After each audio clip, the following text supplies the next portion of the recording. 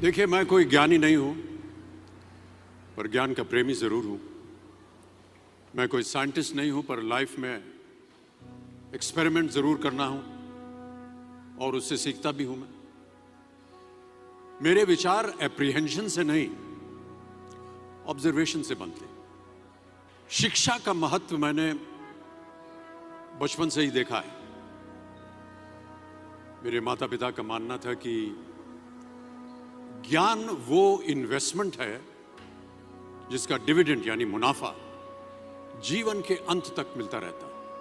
मैं ऐसा मानता हूं कि एक सामान्य जिंदगी जीने के लिए इंसान को रोटी, कपड़ा और मकान के अलावा अगर किसी चीज की सबसे ज्यादा जरूरत होती है तो वो है शिक्षा, एजुकेशन।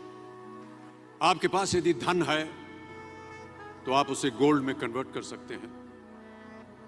धन हो या सोना, दोनों के कम होने का या खो जाने का डर हो सकता है, पर यही धन को अगर हम नॉलेज में कन्वर्ट करते हैं तो वो कभी कम नहीं होगा और ना ही उसकी चोरी हो सकती। Money, ladies and gentleman, anyone can steal, but knowledge can not be stolen from you. देखिए, जीवन में मुझे बहुत सी बातों ने प्रभावित किया है।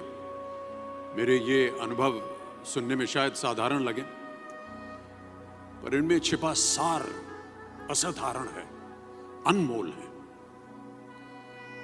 यदि मैं आपसे पूछूं कि सबसे शक्तिशाली व्यक्ति कौन है, सबसे शक्तिशाली व्यक्ति कौन है, तो कोई कहेगा कि जिसके पास पावर है, वेपन्स हैं, शस्त्र है, धन है, किसी देश का राजा या किसी सल्तनत का वारिस है।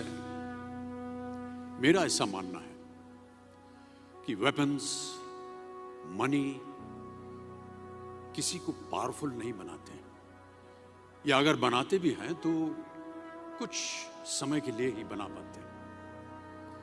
दौलत आज होगी, कल नहीं।